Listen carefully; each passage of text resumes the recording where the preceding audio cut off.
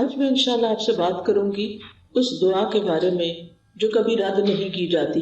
دعا ایک عبادت ہے، دعا ہماری ضرورت ہے۔ دعا اللہ تعالیٰ سے اپنی دنیا کی زندگی اور آخرت کی زندگی کی ضروریات کے بارے میں التجا کرنا ہے، اس سے مانگنا ہے، اس سے سوال کرنا ہے، اس کے آگے گڑ گڑانا ہے، اس کے آگے اپنی عاجزی کا اظہار کرنا ہے اور اپنے مسائل کا حل تلاش کرنا ہے۔ ہم سب جانتے ہیں کہ اس دنیا میں ہم آزمانے کے لیے بھیجے گئے ہیں۔ ہم سب پر آزمائشیں آتی ہیں، ہم سب کے امتحان ہوتے ہیں۔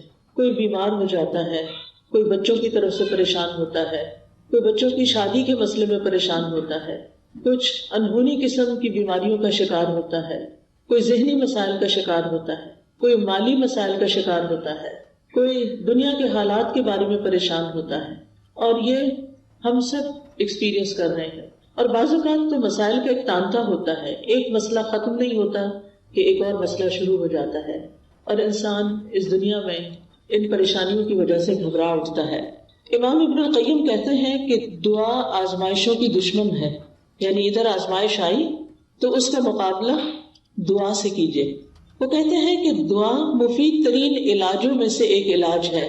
یہ آزمائشوں کی دشمن ہے، یہ مصیبتوں کو دور دھکیلتی ہے، ان کے ساتھ گتھم گتھا ہوتی ہے، ان کے واقع ہونے کو روکتی ہے اور مصیبتوں کو ختم کرتی ہے، یا مصیبت واقع ہو جائے تو اس کو کم کرتی ہے۔ دعا مومن کا ہتھیار ہے، مفید ترین دوا ہے۔ لہذا آج ہم بات کریں گے کہ ہم کس طرح دعا کریں کہ ہماری دعا قبول ہو اور ہم ان مسائل سے جو زندگی میں نبرد آزما ہیں، نبٹ رہے ہیں، ان کو ختم کرنے میں ہماری مدد کرے۔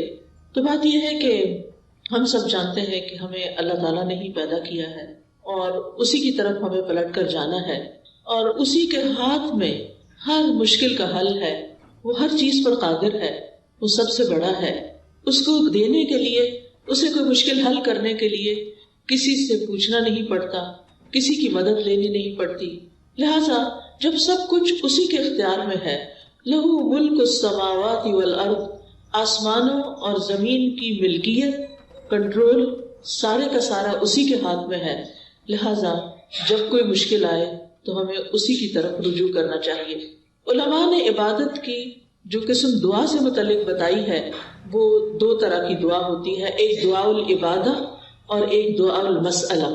یعنی ہماری جتنی بھی عبادتیں ہیں، نماز، روزہ، حج، زکوٰۃ، جتنے بھی اعمال ہیں، ان سب کو بھی دعا کہا جاتا ہے، کیونکہ یہ بھی دراصل ہم اللہ سبحانہ تعالیٰ کے حضور جب حاضر ہوتے ہیں، مثلا نماز میں، تو آپ دیکھیے کہ ہم سینے پہ ہاتھ باندھ کے بھی دعا کرتے ہیں۔ ہم سمع اللہ لمن حمدہ کے بعد ربنا ولک الحمد حمدا کثیرا طیبا مبارکا فیہ اللہم لا مانع لما آتیت ولا معطی لما منعت، حمد کے بعد آخر میں پھر دعا کرتے ہیں۔ رکوع میں بھی دعائیں ہوتی ہیں، سجدے میں بھی دعائیں۔ حدیث میں آتا ہے کہ سجدے میں انسان سب سے زیادہ اللہ تعالیٰ کے قریب ہوتا ہے، تو وہاں بھی ہم دعا کرتے ہیں۔ پھر اتحیات بھی دعاؤں کے ساتھ، درود شریف بھی دعا ہے، بلکہ ساری دعاؤں کا خلاصہ ہے۔ اور اسی طرح قبولیت کا بہترین وقت درود شریف کے بعد نماز کے اندر دعا کرنا ہے، جہاں ہم رب اجعلنی اور دیگر دعائیں پڑھتے ہیں۔ پھر اسی طرح روزے کی حالت میں دعا قبول ہوتی ہے، افطار کے وقت دعا قبول ہوتی ہے۔ پھر ہم حج پہ جاتے ہیں تو ہر مقام پہ دعائیں قبول ہوتی ہیں۔ تو گویا ہماری عبادات بھی دراصل دعاؤں کا ہی مجموعہ ہے، اور وہ بھی دعاؤں کی قبولیت کا ذریعہ ہے۔ یعنی جب ہمیں کچھ چاہیے ہوتا ہے تو ہم اللہ تعالیٰ کی طرف رجوع کرتے ہیں۔ نبی صلی اللہ علیہ وسلم کا طریقہ کیا تھا کہ جب انہیں کوئی مشکل پیش آتی تو وہ کیا کرتے؟ نماز کے لیے کھڑے ہو جاتے اور نماز میں پھر دعا کرتے، اللہ تعالیٰ سے مدد مانگتے۔ قرآن مجید میں آتا ہے وَاسْتَعِینُوا بِالصَّبْرِ وَالصَّلَاةِ، مدد طلب کرو، مدد مانگو صبر اور نماز کے ساتھ۔ لہٰذا یہ دعا عبادت ہے، اس کا فائدہ انسان کو دنیا میں بھی ہوتا ہے اور آخرت میں بھی ہوتا ہے۔ دوسری دعا وہ ہوتی ہے جس میں ہم اللہ سبحانہ تعالیٰ سے سوال کرتے ہیں، کچھ مانگتے ہیں، اس کے آگے گڑ گڑاتے ہیں، تو اس کو دعا الطلب کہتے ہیں، دعا المسئلہ کہتے ہیں، جس میں ہم اللہ تعالیٰ سے التجا کرتے ہیں کہ وہ ہماری دعا قبول کر لے۔ اس کے بارے میں اللہ تعالیٰ فرماتے ہیں وَقَالَ رَبُّكُمُ ادْعُونِي أَسْتَجِبْ لَكُمْ، تمہارے رب نے کہا کہ مجھ کو پکارو، مجھ سے مانگو، میں تمہاری دعا قبول کروں گا. ایک اور جگہ پر آتا ہے سورۃ البقرہ میں وَإِذَا سَأَلَكَ عِبَادِي عَنِّي فَإِنِّي قَرِيبٌ أُجِيبُ دَعْوَةَ الدَّاعِ إِذَا دَعَانِ فَلْيَسْتَجِيبُوا لِي وَلْيُؤْمِنُوا بِي لَعَلَّهُمْ يَرْشُدُونَ. اور تمہارے رب نے فرمایا کہ مجھ سے دعا کرو میں تمہاری دعا قبول کروں گا، اور جب میرے بندے آپ سے میرے بارے میں سوال کریں تو بے شک میں قریب ہی ہوں، میں پکارنے والے کی پکار کا جواب دیتا ہوں جب بھی وہ مجھے پکارتا ہے. تو گویا اللہ سبحانہ وتعالی بندے کے بہت قریب ہے. فإنی قریب ایک اور جگہ پر آتا ہے ان ربی قریب مجیب کہ بے شک میرا رب قریب بھی ہے اور دعا قبول کرنے والا بھی ہے. لیکن دعا کی قبولیت کے لیے کیا کرنا چاہیے؟ فَلْيَسْتَجِيبُوا لِي وَلْيُؤْمِنُوا بِي لَعَلَّهُمْ يَرْشُدُونَ. ان کو چاہیے کہ وہ میری بات بھی قبول کریں، یعنی اگر وہ یہ چاہتے ہیں کہ ان کی دعا قبول ہو، ان کی بات قبول ہو، تو پھر وہ کیا کریں؟ وہ میری بات قبول کریں، میرے احکامات کو بھی قبول کریں. تو گویا اللہ تعالیٰ کی اطاعت بہت بڑا ذریعہ ہے دعاؤں کی قبولیت کا. اور پھر اسی طرح وَلْيُؤْمِنُوا بِي مجھ پر اعتماد کریں، ایمان رکھیں، یعنی دعا کرتے رہیں. جب اس کی قبولیت کا وقت ہوگا، جب وہ واقعی قبول ہونی چاہیے، اس وقت وہ دعا قبول ہو جائے گی. اس لیے مایوس نہ ہو، اعتماد رکھیں، ایمان رکھیں، یقین رکھیں. لعلہم یرشدون تاکہ وہ بھلائی پائیں، ہدایت پائیں. کیونکہ رشد جو ہوتی ہے، رشد اس میں ہدایت بھی ہوتی ہے اور بھلائی کے معنوں میں ہوتی ہے. یعنی انسان کی عقل کی دو قسمیں ہوتی ہیں. ایک وہ ہوتی ہے جس کے ذریعے انسان چیزوں کو سمجھتا ہے، اچھے برے کا فرق پہچانتا ہے، اور ایک ہدایت کی قسم رشد کہلاتی ہے جس میں انسان اچھے برے کا فرق جان کر پھر بھلائی تک پہنچ جاتا ہے، خیر تک پہنچ جاتا ہے. اس لیے رب سے دعا کرتے رہنا چاہیے. اسی لیے ابراہیم علیہ السلام نے جب دعائیں کی تھی تو آخر میں فرمایا تھا ان ربی لسمیع الدعاء، بے شک میرا رب تو ضرور دعاؤں کا سننے والا ہے، یعنی وہ تو لازماً دعائیں سنتا ہے. اور السمیع کا لفظ اس کا یہ مطلب نہیں کہ وہ صرف سن لیتا ہے اور بس بات ختم نہیں. اس کا مطلب یہ ہے کہ جیسے ہم رکوع سے سر اٹھاتے ہیں تو کہتے ہیں سمع اللہ لمن حمدہ، کہ جو اللہ کی تعریف کرتا ہے اللہ تعالیٰ اس کی حمد کو سنتا ہے، بلکہ مطلب یہ ہے کہ اس کی حمد کو قبول بھی کرتا ہے، دعاؤں کو قبول بھی کرتا ہے. اسی طرح حدیث میں آتا ہے اللہم انی اعوذ بک من دعاء لا یسمع، اے اللہ مجھے اس دعا سے بچا لے جو سنی نہ جائے. تو یہاں سننا قبول کرنے کے معنوں میں کہ ایسی دعا نہ ہو کہ جو تیرے ہاں قبولیت نہ پائے، لیکن دعا مانگنے کا طریقہ بھی درست ہونا چاہیے تاکہ دعا قبول ہو جائے. اس کے بارے میں اللہ تعالیٰ کا فرمان ہے سورۃ الاعراف میں. اللہ تعالیٰ فرماتے ہیں ادعوا ربکم تضرعا وخفیا انہ لا يحب المعتدین، تم اپنے رب کو عاجزی سے اور چپکے چپکے پکارو. یعنی دعا مانگتے ہوئے انسان کے اندر عاجزی ہونی چاہیے، خشوع ہونا چاہیے، انسان کو ہمبل ہونا چاہیے، اپنے آپ کو رب کے سامنے محتاج ظاہر کرنا چاہیے. اور پھر فرمایا وَلَا تُفْسِدُوا فِي الْأَرْضِ بَعْدَ إِصْلَاحِهَا، دعاؤں کی قبولیت چاہتے ہو تو آہوزاری سے پکارو، چپکے چپکے پکارو. اللہ تعالیٰ حد سے بڑھنے والوں کو پسند نہیں کرتا. اور تم زمین میں اس کی اصلاح کے بعد فساد نہ کرو، یعنی زمین میں مطیع اور فرما بردار بن کے رہو، بگاڑ پیدا نہ کرو. ان رحمت اللہ قریب من المحسنین، بے شک اللہ کی رحمت محسنین سے، نیکوکاروں سے بہت قریب ہے. یعنی اللہ تعالیٰ ان لوگوں کی دعا زیادہ سنتا ہے جو لوگوں کے ساتھ بھلائی کرتے ہیں، نہ کہ ان کے درمیان پھوٹ ڈالتے ہیں، فساد کرتے ہیں اور ان کی زندگی مشکل کرتے ہیں. لہٰذا اگر ہم چاہتے ہیں کہ ہماری دعائیں قبول ہو تو اس کے لیے بہت ضروری ہے کہ پھر ہم اللہ سبحانہ وتعالیٰ کے حقوق بھی ادا کریں اور اللہ کے بندوں کے ساتھ بھی بھلائی کا اور رحمت کا معاملہ کریں. یعنی ہم چاہتے ہیں کہ ہم پر رحمت کی جائے تو ہمیں کیا کرنا چاہیے؟ دوسروں کے ساتھ رحم کا معاملہ کریں. کہتے ہیں نا ارحموا من فی الارض یرحمکم من فی السماء، تم اس پر رحم کرو جو زمین میں ہے تو تم پر وہ رحم فرمائے گا جو آسمان میں ہے. یعنی اللہ سبحانہ تعالیٰ تم پر اپنی رحمت فرمائے گا. تو اس سے یہ پتہ چلتا ہے کہ دعا مانگنے کے وقت انسان کا طریقہ کیا ہونا چاہیے. سب سے پہلے کہ گڑ گڑا کے پوری توجہ سے رو کے اللہ سبحانہ تعالیٰ کے آگے فریادیں کر کے، لیکن حد سے نہ بڑھا جائے. حد سے بڑھنا کیا ہے کہ انسان ایسی حرکتیں شروع کر دے کہ جن کا سنت سے کوئی تعلق نہیں. نبی صلی اللہ علیہ وسلم نے اس طرح کی دعا نہیں مانگی. پھر اسی طرح یہ کہ پوری امید کے ساتھ دعا کرنی چاہیے, پورے یقین کے ساتھ دعا کرنی چاہیے کہ ہماری دعا قبول ہوگی. اللہ تعالیٰ سے نا امید نہیں ہونا چاہیے. وَادْعُوهُ خَوْفًا وَطَمَعًا, خوف رکھتے ہوئے اور امید کے ساتھ دعائیں کرنی چاہیے. یعنی انسان دعا مانگنے سے رکے نہیں بلکہ مانگتا رہے. دیکھا جائے تو اللہ تعالیٰ کو تو انسان کی دعا کی ضرورت نہیں کہ بندہ اس سے ضرور مانگے. یہ تو انسان کے اپنے فائدے میں ہے کہ انسان اللہ سے مانگتا رہے. یہ جو اللہ تعالیٰ ہمیں حکم دے رہے ہیں کہ دعا مانگتے رہو, تو آپ دیکھیے کہ اس میں ترغیب دی جا رہی ہے. اس کو ضرورت نہیں ہے, ہمیں ضرورت ہے, ہم محتاج ہیں. سورۃ فاطر میں اللہ تعالیٰ فرماتے ہیں یا ایھا الناس انتم الفقراء الی اللہ واللہ هو الغنی الحمید. اے لوگو تم سب اللہ کے محتاج ہو اور اللہ بے نیاز ہے, تعریف والا ہے. یعنی محتاج ہم ہیں, ضرورت ہماری ہے, اور اللہ بے نیاز ہے, اس کو ضرورت نہیں ہے, اس کو کسی کی محتاجی نہیں ہے کہ کوئی دعا کرے گا تو اس کی شان بلند ہوگی. وہ تو پہلے سے ہی بلند شان کا مالک ہے. ایک حدیث قدسی میں آتا ہے, اللہ تعالیٰ فرماتے ہیں اے میرے بندو تم کبھی مجھے نقصان پہنچانے کی طاقت نہیں رکھو گے, یعنی میرا کچھ نہیں بگاڑ سکتے کہ مجھے نقصان پہنچا سکو, نہ کبھی مجھے فائدہ پہنچانے کے قابل ہوگے کہ مجھے فائدہ پہنچا سکو. نہ ہم اللہ تعالیٰ کا نقصان کر سکتے ہیں اور نہ ہی اس کو فائدہ دے سکتے ہیں. اسی لیے ایک اور حدیث میں آتا ہے اے میرے بندو اگر تمہارے پہلے والے اور تمہارے بعد والے اور تمہارے انسان اور تمہارے جن سب مل کر تم میں سے ایک انتہائی متقی انسان کے دل کی طرح ہو جائیں تو اس سے میری بادشاہت میں کوئی اضافہ نہیں ہوگا.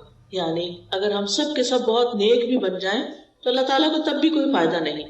ہم اپنا سارا مال بھی خرچ کر دیں تو اللہ تعالیٰ کا کچھ بھی فائدہ نہیں, اس کا ریٹرن خود ہم ہی کو ملنے والا ہے. تو بات یہ ہے کہ دعا انسان ہی کو فائدہ دیتی ہے, لہذا دعا مانگتے رہنا چاہیے کیونکہ دعا ایک عبادت ہے. ہم اپنی زندگی میں جتنی بھی دعائیں کریں گے اتنی زیادہ اللہ تعالیٰ کی محبت پائیں گے, کیونکہ نبی صلی اللہ علیہ وسلم نے فرمایا لیس شیء اکرم علی اللہ من الدعاء, اللہ کے ہاں دعا سے بڑھ کر کوئی چیز عزت والی نہیں. یعنی ہم بندوں سے مانگتے ہیں تو وہ کیا ہوتا ہے, ذلت ہوتی ہے, لیکن جب ہم اللہ سے مانگتے ہیں تو اللہ تعالیٰ کے ہاں درجات بلند ہوتے چلے جاتے ہیں, عزت بڑھتی چلی جاتی ہے. دعا کرنے والے سے اللہ تعالیٰ محبت کرتا ہے, اور جو دعا نہیں کرتا اس سے کیا ہوتا ہے پتہ نا آپ کو, اللہ تعالیٰ اس سے ناراض ہوتا ہے. جو دعا نہیں کرتا, جو اللہ سے نہیں مانگتا, جو اللہ کے سامنے اپنی حاجت نہیں رکھتا, اللہ تعالیٰ اس سے ناراض ہوتا ہے. لہٰذا دعا کرنے والے اللہ کے محبوب ہیں اور نہ مانگنے والوں سے اللہ تعالیٰ ناراض ہوتا ہے. دعا نہ کرنا تکبر کی علامت ہے. بعض لوگوں کو کہا جاتا ہے نا دعا کرو, تو بہت کر لی کوئی فائدہ نہیں ہوا, یا کہتے ہیں اس کو تو پتہ ہی ہے ہمیں کیا چاہیے, ہمیں کیا ضرورت ہے کہ ہم اس سے مانگیں. نہیں, ہمیں ضرورت ہے اس سے مانگنے کی, اور جب تک ہم مانگتے رہیں گے ہماری نیکیوں میں اضافہ ہوتا رہے گا, اور ایک وقت آئے گا کہ قبول بھی ہو جائے گی. قیامت کے دن یعنی ہر دعا قبول ہوتی. کچھ دعائیں دنیا میں اسی وقت دیر اینڈ دین قبول ہو جاتی, کچھ دعاؤں کے بدلے میں اللہ تعالیٰ ہماری کچھ اور خیر بھلائی کر دیتا ہے جو ہم خود مانگ نہیں رہے ہوتے. اللہ تعالیٰ وہ چیزیں ہمیں عطا کر رہا ہوتا ہے جو ہماری اس دعا کی قبولیت سے زیادہ بڑی ضرورت ہوتی ہے, اور کچھ دعائیں ہماری آخرت کے لیے سیو کر دی جاتی ہیں. جب ہمارے عمل میں کچھ بہت اچھا نہیں ہوتا, ہمارے پاس بہت ساری نیکیاں نہیں ہوتی, لیکن ہم کسی مسئلے میں پریشان ہوتے ہیں اور دعائیں کرتے رہتے ہیں, تو یہ ہماری نیکیوں میں اضافے کا ذریعہ بن جاتی ہیں. اور قیامت کے دن اللہ تعالیٰ کے ہاں جو بندہ ان دعاؤں کا اجر پائے گا جو دنیا میں قبول نہیں ہوئی تھی, تو انسان کیا تمنا کرے گا, کاش دنیا میں میری کوئی دعا بھی قبول نہ ہوئی ہوتی اور آج سارے کا سارا مجھے یہی ملتا. ہم سب جانتے ہیں کہ دنیا کی زندگی جو ہے وہ ہماری بہت ہی محدود سی ہے. یہاں اگر ہمیں سب کچھ بھی مل جائے تو بھی ہم دیکھتے ہیں کہ یا وہ چیز ختم ہو جاتی ہے یا ہم چلے جاتے ہیں دنیا سے. یعنی کچھ بھی تو یہاں باقی رہنے والا نہیں. ہمارے پاس قارون کے خزانے بھی ہوں تو وہ بھی ختم ہو جائیں گے, تو بھی ہمیں دنیا سے چلے جانا ہے. کل من علیہا فان ویبقى وجہ ربک ذو الجلال والاکرام. اس لیے کبھی بھی مایوس نہ ہو, مانگتے چلے جائیں, مانگتے چلے جائیں. دعا مانگنے سے کبھی بھی تھکے نہیں, لیکن دعا مانگنے کے کچھ آداب ہیں, کچھ شرائط ہیں, وہ ہمیں ضرور سیکھ لینی چاہیے, اور اگر ہم نے سیکھی ہوئی ہے تو ضرور دوہرا لینی چاہیے. اور اس کا فائدہ کیا ہے کہ اس سے ہماری دعائیں قبول بھی ہوں گی اور ہمارے دل میں ایک اطمینان بھی پیدا ہوگا. تو ابن قیم نے چند سطروں میں دعا کا خوبصورت نچوڑ پیدا کیا ہے. وہ کہتے ہیں کہ وہ کون سی اہم چیزیں ہیں جو کسی انسان کو دعا کرتے ہوئے معلوم ہونی چاہیے، اور اس کے آخر میں انہوں نے یہ جملہ کہا ہے پورے یقین کے ساتھ کہ جو ان شرائط کو پورا کر کے دعا کرے گا وہ دعا کبھی رد نہیں ہوگی، یعنی اس کی دعا کبھی رد نہیں ہوگی. تو آج کا موضوع بھی یہی ہے کہ وہ کون سی دعا ہے جو رد نہیں ہوتی، یعنی وہ کس طریقے سے مانگی ہوئی دعا ہے جو ضرور قبول ہو جاتی ہے. اور یہ باتیں انہوں نے اپنی کتاب الجواب الکافی لمن سأل عن الدواء الشافی، اردو میں بھی کتاب آپ نے اس کا ترجمہ دیکھا ہوگا دوائے شافی کے نام سے. ہو سکتا ہے آپ میں سے کچھ لوگوں نے یہ کتاب پڑھی ہو. بہت ہی اچھی کتاب ہے، پڑھنے کے لائق ہے. میں سمجھتی ہوں جس نے زندگی میں یہ کتاب نہیں پڑھی اس کے علم میں بہت بڑی کمی ہے. اردو میں یہ کتاب، انگلش میں بھی کچھ مختصر سی شاید ٹرانسلیشن ہے، اصل کتاب عربی میں ہے. اگر آپ کو اردو نہیں بھی سمجھ آتی، نہیں پڑھ سکتے، تو کم از کم آپ اس کے آڈیو لیکچر سن سکتے ہیں. قرآن فار آل ایک ایپ ہے جس میں دوائے شافی کے سارے لیکچرز ریکارڈڈ موجود ہیں. اس میں سے ایک ایک لیکچر اگر آپ کر کے سنیں گے تو کتاب ختم ہو جائے گی. آڈیو بک ہے وہ، اور چھوٹا چھوٹا میں نے ایکسپلین بھی کیا ہوا ہے اس میں. تو اس سے آپ کو زندگی گزارنے کے بہت سارے پر حکمت ایسے نکتے ملیں گے کہ جن کو اپنا کے آپ کی زندگی میں ایک اطمینان اور سکون پیدا ہو جائے گا. تو بہرحال اس کتاب کا ترجمہ النس اینڈ دا کیور کے نام سے بھی آپ دیکھیے گا ضرور. تو دعا کی قبولیت کے اسباب کون سے ہیں؟ اگر آپ کے پاس کاپی پین ہو تو اپنے پاس نوٹ کر لیجئے، اور اگر نہیں تو دل پہ لکھ لیجئے. سب سے پہلی چیز دل کا حاضر ہونا، یعنی دعا کی قبولیت کے لیے سب سے اہم ترین چیز کیا ہے کہ دل کی حضوری کے ساتھ دعا کی جائے. یعنی مقصد کو حاصل کرنے کے لیے مقصد کو پہلے اچھی طرح سمجھ لینا چاہیے کہ مانگنا کیا ہے، پھر مانگنے کے لیے الفاظ کیا ہونے چاہیے. کیونکہ آپ دیکھیے جتنے اچھے الفاظ سے آپ مانگتے ہیں نا، اور جتنے پیار سے مانگتے ہیں، جتنی عاجزی سے مانگتے ہیں، تو جو آپ مانگتے ہیں وہ آپ کو مل جاتا ہے. آپ کسی انسان سے بھی، کسی بچے سے بھی، مثلا بعض اوقات ایسا ہوتا ہے نا، بچہ آپ کی کوئی چیز اٹھا کے بھاگ جاتا ہے تو آپ اسے کہتے ہیں ادھر آؤ، واپس لاؤ، تو کیا ہوتا ہے؟ وہ اور دور بھاگتا ہے. لیکن اگر آپ پیار سے اس کو کہتے ہیں اچھا یہ دیکھو ادھر آؤ، میرے پاس یہ چیز بھی ہے تمہارے لیے، آؤ، تو وہ اس چیز کو دیکھتا ہے تو وہ فوراً آ جاتا ہے. تو جو پیار کی بات ہوتی ہے نا، محبت کی بات ہوتی ہے، اور توجہ سے بات جو کی جاتی ہے، اس کا اثر ہی کچھ اور ہوتا ہے. بعض اوقات ہم ایسے کرتے ہیں، ہمارے ہاتھ میں فون ہوتا ہے اور ہم کسی سے بات کر رہے ہوتے ہیں تو وہ دوسرے کو کوئی اثر نہیں ہوتا، بچے اس بات کا کوئی اثر نہیں لیتے. تو توجہ، دل کی حضوری، اچھے الفاظ، اور غفلت سے باہر آ کے اچھے سے مانگنا. کیونکہ حدیث میں آتا ہے وَاعْلَمُوا أَنَّ اللَّهَ لَا يَسْتَجِيبُ دُعَاءً مِّن قَلْبٍ غَافِلٍ لَاهٍ، جان لو بے شک اللہ غافل اور لہو لعب یعنی کھیل کود میں مبتلا دل کی دعا قبول نہیں کرتا. یعنی دھیان ہمارا کہیں اور لگا ہوا ہے، کان ہمارے کہیں اور لگے ہوئے ہیں، اور ہم صرف زبان سے کوئی کتاب اٹھا کے، آج کل تو بہت سہولت ہو گئی ہے نا کہ خود سے سوچنا بھی نہیں پڑتا کیا مانگنا ہے، بس بک اٹھائی دعاؤں کی، یا کوئی کارڈ اٹھا لیا، یا پھر کوئی ایپ کھول لی اور لفظ پڑھنا شروع کر دیے. ٹھیک ہے وہ بھی دعائیں ہیں، لیکن ان کو بھی سلیقے سے پڑھنے کی ضرورت ہے. ان پر بھی جب آپ پڑھتے ہیں نا تو صرف ایسے نہیں کہ قرآن کی تلاوت کر رہے ہیں بغیر سوچے سمجھے تو دعائیں بھی بغیر سوچے سمجھے پڑھتے چلے جائیں، ایسا نہیں کرنا، بلکہ جو کچھ بول رہے ہیں اس کو سمجھنا بھی ہے، کیا مانگ رہے ہیں، کیوں مانگ رہے ہیں. لہٰذا ہمیں غفلت سے نکلنا ہے، دل حضوری کے ساتھ مانگنا ہے، ڈسٹریکشن سے بچنا ہے. جو آپ کی خاص دعائیں نا وہ ایسے وقت میں کیا کریں جب ڈسٹریکشن نہ ہو.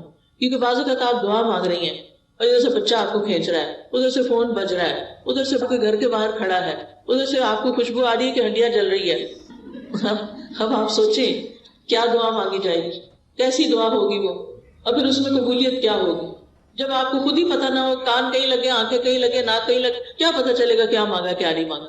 لہٰذا ایسے وقت میں مانگیں جب آپ اکیلے ہوں، تنہا ہو، آپ اور آپ کا رب ہو، پھر آپ اسے چپکے سرگوشیاں کریں. اذ نادى ربه نداء خفيا، زکریا علیہ السلام نے اپنے رب کو پکارا تھا چپکے خفیہ. ادعوا ربکم تضرعا وخفیا، عاجزی اور زاری بھی ہو اور چپکے مناجاتیں بھی ہوں.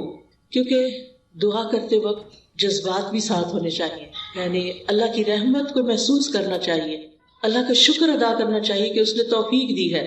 اور پھر اس یقین کے ساتھ کہ اللہ بڑا مہربان ہے، رحم فرمانے والا ہے، وہ اس وقت بھی سن رہا ہے، وہ میرے دل کی حالت جانتا ہے، اور وہ کچھ دے سکتا ہے جو میں مانگ رہی ہوں.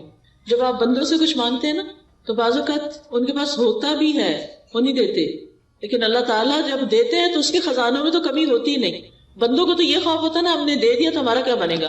ہر دفعہ ایسے ہی ہوتا ہے نا، کوئی ہم سے کچھ مانگ لے تو پہلے ہم سوچتے ہیں ہمارا کام چلے گا دینے کے بعد، بس اتنا ہی دیتے ہیں جتنا ہم بس دینا چاہتے ہیں، اس سے آگے نہیں. اللہ سبحانہ وتعالیٰ کے خزانے بھرے ہوئے ہیں. جب سے زمین و آسمان بنا ہے وہ خرچ کیے چلے جا رہا ہے، لیکن اس کے خزانوں میں قطرے برابر بھی کمی نہیں ہوئی، قطرے برابر بھی کمی نہیں ہوئی. اس کو کیا فرق پڑتا ہے؟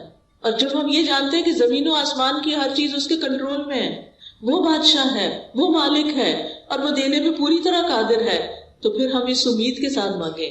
قرآن مجید میں آتا ہے کہ وَإِن مِّن شَيْءٍ إِلَّا عِندَنَا خَزَائِنُهُ وَمَا نُنَزِّلُهُ إِلَّا بِقَدَرٍ مَّعْلُومٍ. کوئی چیز ایسی نہیں، یو نیم اٹ، کہ جس کے خزانے ہمارے پاس نہ ہو، لیکن ہم ان خزانوں میں سے کتنا کتنا دیتے ہیں، کتنا کتنا اتارتے ہیں، ایک معلوم اندازے کے مطابق، ایک مقرر اندازے کے مطابق. کیونکہ اللہ تعالیٰ الحکیم بھی ہے، اس کو پتا ہے کس انسان کو کب کون سی چیز دینی چاہیے، کیونکہ وہ ہمارے بارے میں ہم سے زیادہ جانتا ہے نا، کہ اگر میں نے اس کی دعا قبول کر لی اور اس کو وہ مل گیا جو چاہتا ہے، پھر یہ مجھے بھول جائے گا. اور مجھ سے غافل ہونا اور بھولنا اس بندے کے حق میں نقصان دہ ہے. لہٰذا بہتر ہے کہ اس کی دعا ابھی قبول نہ کی جائے، یہ کچھ اور مانگ لے. یعنی بعض لوگوں کی دعا صرف اس لیے قبول نہیں کی جاتی کہ ان کا رونا اللہ کو پسند ہوتا ہے، ان کا مانگتے رہنا اللہ کو پسند ہوتا ہے. کیونکہ جب ہم دکھی ہوتے ہیں، تکلیف میں ہوتے ہیں، پریشان ہوتے ہیں، تو پھر ہم اللہ کی طرف رجوع کرتے ہیں. اور جب ہماری ضروریات پوری ہو جاتی ہیں تو پھر ہم کیا کرتے ہیں؟ پھر تو ہم نماز پڑھنا بھی بھول جاتے ہیں، پھر ہم صدقہ خیرات دینا بھی بھول جاتے ہیں. لہٰذا اللہ سبحانہ وتعالیٰ ہمیں کسی نہ کسی مشکل میں ڈالے رکھتا ہے ہمارے فائدے کے لیے، ہماری بھلائی کے لیے، تاکہ ہم اللہ تعالیٰ کی طرف رجوع کرتے رہیں. نبی صلی اللہ علیہ وسلم نے فرمایا ادعوا اللہ وانتم موقنون بالاجابہ، تم اللہ سے مانگو اس یقین کے ساتھ کہ تمہاری دعا ضرور قبول کی جائے گی، پورا یقین ہو.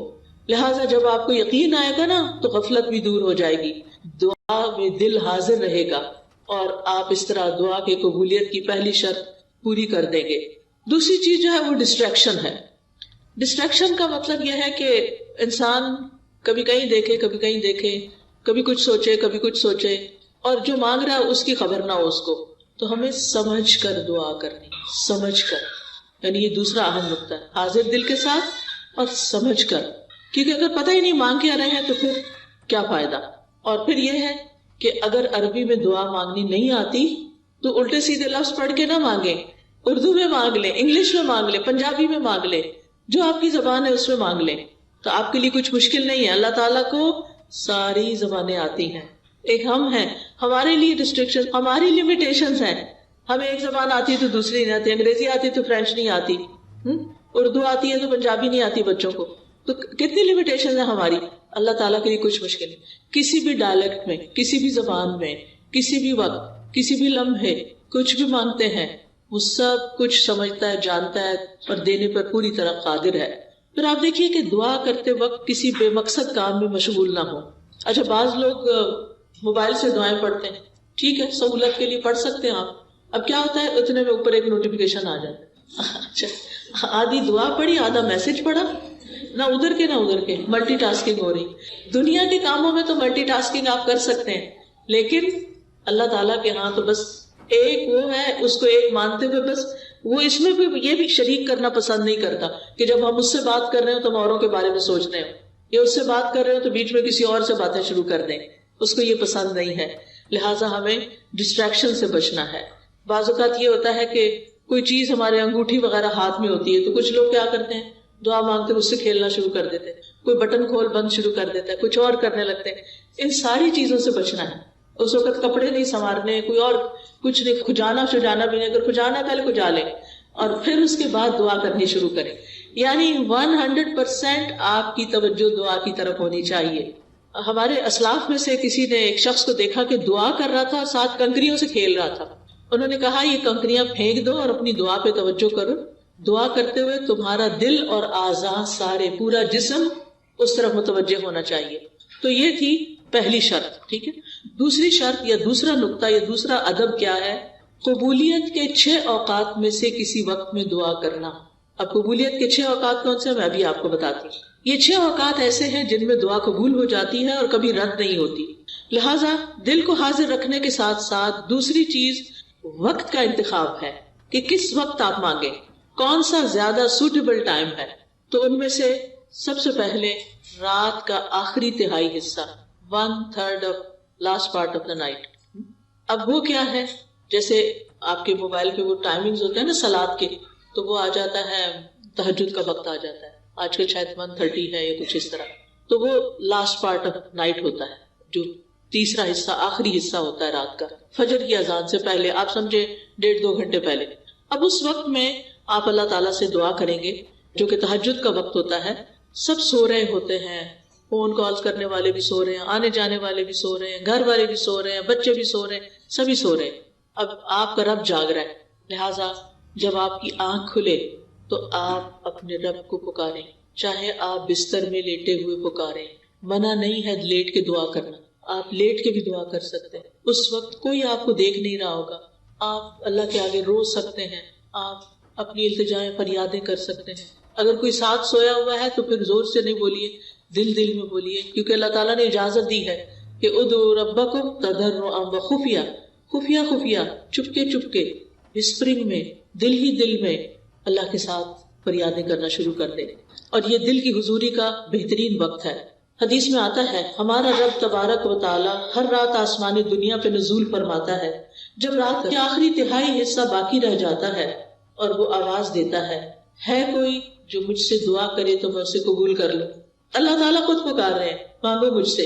ہے کوئی جو مجھ سے مانگے تو میں اسے عطا کر دوں. ہے کوئی جو مجھ سے بخشش طلب کرے تو میں اس کو معاف کر دوں. اور یہ ہر رات ہوتا ہے، ایوری نائٹ. لہٰذا اس وقت سے فائدہ اٹھانا چاہیے. اگر ہم اپنے گناہوں سے پریشان ہیں، اپنی بری عادتوں سے پریشان ہیں، اپنے کچھ مینٹل ہیلتھ کے بارے میں پریشان ہیں، کسی خاص مسئلے کے بارے میں پریشان ہیں، تو اس آخری حصے میں رات کے اٹھیں اور اللہ تعالیٰ سے دعا کریں. اللہ تعالیٰ اپنی شان کے مطابق آپ کو نوازے گا اور یہ دعاؤں کی قبولیت کا سنہری موقع ہوتا ہے. دوسرے مواقع کون سے ہیں؟ ابن القیم لکھتے ہیں وَعِندَ الْأَذَانِ، حدیث میں بھی آتا ہے اذان. اب آپ کہیں گے ہمارے گھر میں تو اذان ریکارڈڈ ہے. بالکل ریکارڈڈ اذان بھی اذان ہے، وہ کچھ اور تو نہیں ہے نا. بعض لوگ کہتے ہیں اچھا اس کا جواب دیں. بھائی کیوں نہ دے، وہ کیا کہہ رہے ہیں؟ وہ وہی تو کہہ رہے ہیں جو اذان کے الفاظ ہیں. اب آپ مسجد میں بھی ہوتے ہیں تو کیا آپ کو مؤذن کی اصل آواز آ رہی ہوتی؟ نہیں نا. کس میں سے آ رہی ہوتی؟ مائک کے تھرو آ رہی ہوتی ہے. لہٰذا وہاں بھی آپ جواب دیں گے، اور گھر میں جب موبائل پہ آذان لگے گی یا آذان کلاک پہ آذان لگے گی اس کا بھی آپ پورا جواب دیں گے اور اس کے بعد دعا کریں گے. وہ قبولیت کا وقت ہے. اچھا کچھ لوگ تو گھروں میں آذان آن ہی نہیں کرتے، موبائل پہ بھی انہوں نے بس وہ چھوٹی سی آذان رکھی ہوئی ہے جو بس تھوڑا سا نوٹیفیکیشن دیتی ہے، 2 دفعہ اللہ اکبر کر کے وہ بند ہو جاتی ہے. نہیں، اپنے گھروں میں آذان لگائیں. پہلے تو الفجر کی وہ آذان ہوتی تھی، کلاک ہوتا تھا، وہ گھروں میں عام طور پر بج رہا ہوتا تھا. تو بہت ضروری ہے. ہمارے گھروں کے اندر جو شیاطین کا اثر ہے، جو بے چینیاں ہیں، جو بچوں کی نافرمانیاں ہیں، ان میں بہت بڑی وجہ یہ ہے کہ گھروں میں قرآن نہیں پڑھا جاتا، گھروں میں آذان کی آواز نہیں سنائی دیتی. ہم ایسی جگہوں پر رہتے ہیں کہ جہاں پر آذان نہیں آتی. لہٰذا بہت ضروری ہے کہ آپ ہر طرح کے شر سے بچنے کے لیے گھر میں آذان بلند آواز سے لگائیں کہ ہر نماز کے وقت پر آذان لگ جائے اور اس کا جواب دیں گے. آپ اللہ اکبر کا اللہ اکبر جو مؤذن کہتا جاتا ہے آپ جواب میں وہی بولتے جائیں گے. اور جب وہ حی علی الصلاۃ اور حی علی الفلاح کہے گا تو اس وقت آپ لا حول ولا قوۃ الا باللہ پڑھیں گے. اور اس کے بعد پھر یہ ہے کہ آپ یہ دعا پڑھیں گے اللہم رب هذه الدعوة التامة والصلاة القائمة آت محمدا الوسیلۃ والفضیلۃ وابعثه مقاما محمودا الذی وعدتہ. اور پھر درود شریف پڑھ کے جو دل میں ہے آپ کی مانگے اللہ سے، انشاءاللہ آپ کی دعا قبول ہوگی. اور پھر اس کے بعد یہ ہے کہ دعا کی قبولیت کا تیسرا وقت آذان اور اقامت کے بیچ میں. جیسے آپ مسجد میں گئے ہیں، جمعہ پڑھنے کے لیے گئے ہیں، یا ویسے آپ واقع چلے گئے مسجد کے اندر، اذان ہو رہی تھی تو اب آذان کا تو آپ نے جواب دے دیا، دعا کر لی. تھوڑی دیر کے بعد اقامت ہوتی ہے جب نماز کھڑی ہوتی ہے. یہ بیچ کا وقت بڑا ہی قیمتی وقت ہے. یہ سارا وقت دعاؤں کی قبولیت کا وقت ہے. لیکن افسوس کے ساتھ یہ کہنا پڑتا ہے کہ ایون جمعے کے دن مسجد میں ہوتے ہوئے لوگ اس وقت کی قدر نہیں کرتے، جبکہ وہ وقت بھی قبولیت کا وقت ہوتا ہے۔ لہٰذا آپ کا دل اگر بوجھل ہے، آپ پریشان ہیں، آپ جہاں ڈرائیو کیجیے اور جائیے مسجد میں جا کے بیٹھ جائیے، اذان سنیے، اذان اور اقامت کے بیچ میں خوب خوب اللہ سے رو کے دعائیں کیجیے اور پھر نماز پڑھ کے آ جائیے۔ عورتوں کا مسجد جانا منع نہیں، امہات المومنین کو دیکھتے ہیں، صحابیات کو دیکھتے ہیں، سب مسجد جاتی تھی، بلکہ فجر کی نماز میں شریک ہوتی تھی، عشاء کی نماز میں شریک ہوتی تھی، اور نبی صلی اللہ علیہ وسلم نے فرمایا کہ تم عورتوں کو مسجد آنے سے مت روکو۔ لہٰذا یہاں اگر گھر کے اندر آپ کی سیٹسفیکشن نہیں ہوتی تو آپ اللہ کے گھر بیت اللہ شریف جانا تو دور کی بات ہے، وہاں تو ہر وقت کی دعائیں قبول ہو رہی ہوتی، لیکن یہاں بھی جو آپ کے لوکل مساجد ہیں ان کو بھی آباد کیجیے۔ کتنا افسوس ہوتا ہے کہ رمضان میں پھر لوگ مسجدوں میں آ جاتے ہیں اور رمضان ختم ہوتا ہے، کسی وقت آپ جا کے دیکھیں عصر کی نماز میں چند نمازی ہوں گے، مغرب کو جا کے دیکھیں، فجر کو جا کے دیکھیں، حالانکہ مردوں کے لیے مسجد میں نماز پڑھنا واجب ہے، لازم ہے، اور عورتوں کے لیے اس کی رخصت ہے کہ جب چاہیں جائیں۔ لہٰذا اس وقت کو آپ نے ضائع نہیں کرنا۔ پھر دعا کی قبولیت کا چوتھا وقت فرض نماز کے آخر میں، فرض نماز کے آخر میں وہ کون سا وقت ہوتا ہے؟ سلام پھیرنے سے پہلے، جہاں آپ اتحیات پڑھتے ہیں نا، تو اتحیات پڑھنے کے بعد درود شریف پڑھتے ہیں، آپ نے ساری نماز مکمل کر لی، اب آپ اس وقت صرف رب جل نہیں پڑھ کے سلام نہ پھیر دیں، وہ بھی پڑھیں، اور اس کے علاوہ آپ کی جو بھی دعا ہے دل میں، اردو میں نہیں مانگے، آپ دیکھ لیں مسنون دعا میں سے کون سی دعا اس سے ملتی جلتی، یا آپ صرف استغفار پڑھنا شروع کریں، کیونکہ استغفار سے کیا فائدے ہوتے ہیں؟ یعنی آپ کہیں استغفر اللہ ربی من کل ذنب واتوب الیہ، ربی انی ظلمت نفسی، یہ دعا تو مسنون دعا ہے ویسے بھی، ربی انی ظلمت نفسی ظلما کثیرا ولا یغفر الذنوب الا انت، تو یہ دعا پڑھ سکتے ہیں، اور دل میں اپنی حاجت رکھیں۔ سورۃ نوح اگر آپ پڑھیں تو اس میں آتا ہے کہ نوح علیہ السلام نے اپنی قوم کو بہت سمجھایا تھا اور کہا تھا، میں نے اپنی قوم سے کہا کہ اپنے رب سے استغفار کرو۔ استغفار کا مطلب ہوتا ہے اپنے گناہوں کی معافی مانگو۔ فائدہ کیا ہوگا؟ یرسل السماء علیکم مدرارا، تم پر آسمان سے موسلادھار بارشیں برسائے گا۔ آج آپ دیکھیں کہ کینیڈا کا کیا حال ہو گیا، کتنا ڈراؤٹ ہو گیا ہے، کتنے عرصے سے ڈھنگ سے بارش نہیں ہوئی۔ ہم اس کو پر گرانٹیڈ لیتے ہیں کیونکہ ہر تھوڑے دن بعد بارش، ہر تھوڑے دن کبھی سنو ہو رہی ہے، کبھی بارش ہو رہی، ہم سمجھتے تھے یہ ہمارا حق ہے، لیکن اب آپ دیکھیں مہینہ ہوا ہے مجھے واپس آئے ہوئے اور مسلسل دھوپ نکل رہی ہے یا بادل آ رہے ہیں، ہلکی پھلکی پھوار پڑتی ہے اور بات ختم ہو جاتی ہے۔ کتنی جگہوں پر آگ لگی ہوئی ہے اور اس کی پولوشن یہاں تک، اس کا دھواں اسموک یہاں تک آ رہا ہے اور لوگوں کے گلے خراب ہو رہے ہیں۔ اور کیا کہہ رہے ہیں ماہرین کہ اس کا حل صرف بارش ہے، بارش ہوگی تو یہ آگ بجھے گی۔ ان کے پاس کوئی طریقہ ذریعہ نہیں ہے آگ بجھانے کا۔ تو آپ خود سوچئے کہ ہم سب کو اجتماعی استغفار کرنی چاہیے۔ ہم یہ نہ سوچے کہ سب کچھ ہے کہ کیا فرق پڑتا ہے اگر نہیں بھی بارش، تو اچھا موسم ہے، باہر چھتری نہیں لے کے جانی پڑے گی، پارک میں جا کے بیٹھیں گے، دھوپ میں بیٹھیں، نہیں، بارش کی انسانوں کو، جانوروں کو، پرند چرند ہر ایک کو ضرورت ہوتی ہے، پودوں کو ہماری ضرورت ہے، ہم سب کو ضرورت ہے۔ اگر پانی کی سطح نیچے چلی جائے تو آپ دیکھیں کہ کھیت ویران ہو جاتے ہیں۔ لہٰذا اللہ سبحانہ وتعالیٰ سے استغفار کرنا ہے۔ اور پھر آسمان سے بارشیں برسنے کے علاوہ کیا ہے؟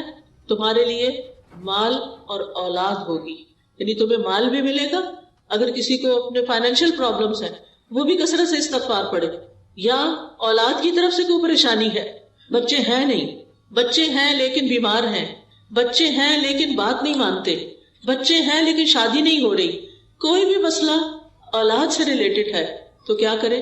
استغفار کی کثرت کر دے، اپنے گناہوں کی معافی مانگتے چلے جائیں۔ اور وَيَجْعَلْ لَكُمْ أَنْهَارًا، تمہارے لیے نہریں جاری کر دے گا اللہ تعالیٰ، باغات ہوں گے، نہریں ہوں گی۔ تو جب فرض نماز ختم کریں تو اس سے پہلے کم از کم ایک دفعہ استغفار ضرور پڑھ لیں۔